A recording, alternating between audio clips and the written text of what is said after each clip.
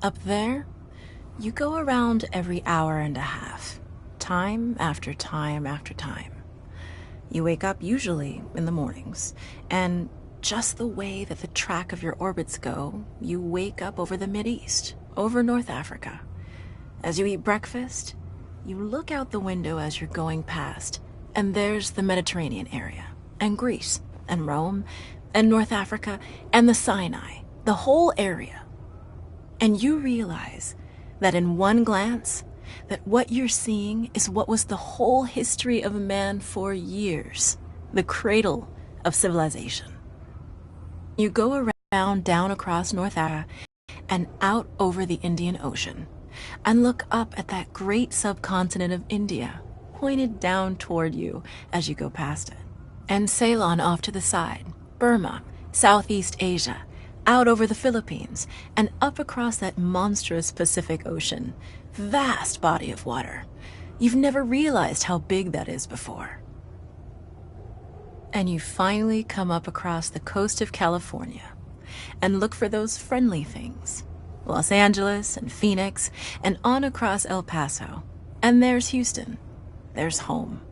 And you look, and sure enough, there's the Astrodome.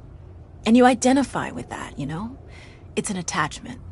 And down across New Orleans, and then looking down to the south, and there's the whole peninsula of Florida laid out. And all the hundreds of hours you spent flying across that route, down in the atmosphere, all that is friendly again. And you go out across the Atlantic Ocean and back across Africa. And you do it again, and again, and again.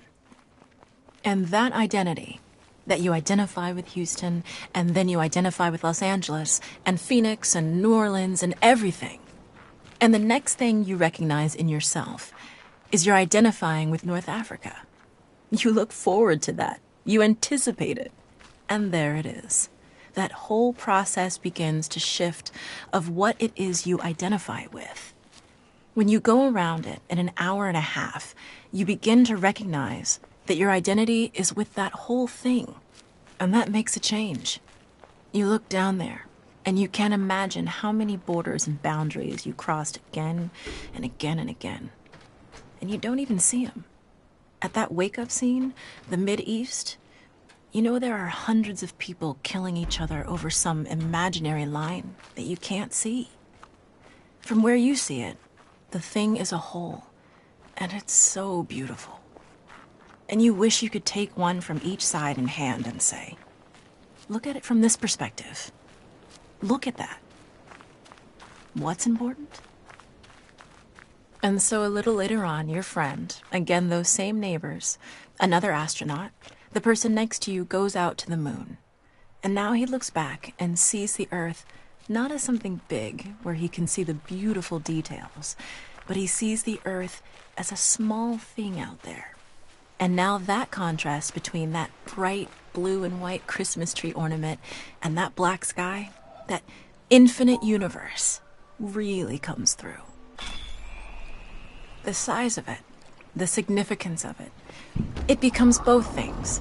It becomes so small and so fragile, and such a precious little spot in that universe that you can block it out with your thumb.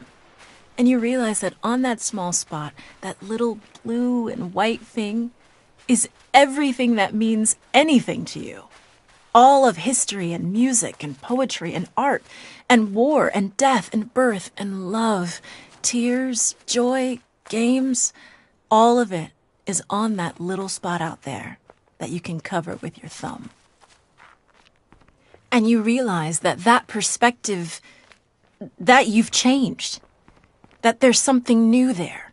That relationship is no longer what it was. And then you look back on the time when you were outside on that EVA and those few moments that you had the time because the camera malfunctioned, that you had the time to think about what was happening. And you recall staring out there at the spectacle that went before your eyes. Because now, you're no longer inside something with a window looking out at a picture. But now you're out there. And what you've got around your head is a goldfish bowl, and there are no limits here. There are no frames. There are no boundaries. You're really out there, over it, floating, going 25,000 miles per hour, ripping through space, a vacuum, and there's not a sound. There's a silence, the depth of which you've never experienced before. And that silence contrasts so markedly with the scenery and the speed with which you know you're going. That contrast, the mix of those two things, really comes through. And you think about what you're experiencing and why. Do you deserve this? This fantastic experience? Have you earned this in some way? Are you separated out to be touched by God to have some special experience here that other men cannot have?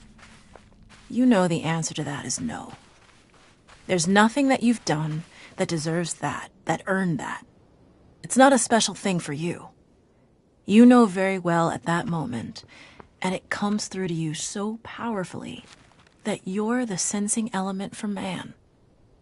You look down and see the surface of that globe that you've lived on all this time, and you know all those people down there. They are like you. They are you. And somehow you represent them when you are up there. A sensing element, that point out on the end, and that's a humbling feeling. It's a feeling that says you have a responsibility. It's not for yourself. The eye that doesn't see does not do justice to the body. That's why it's there. That's why you're out there.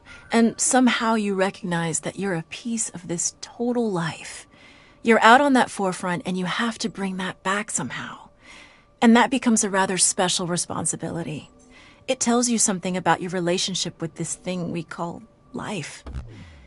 And when you come back, there's a difference in that world now.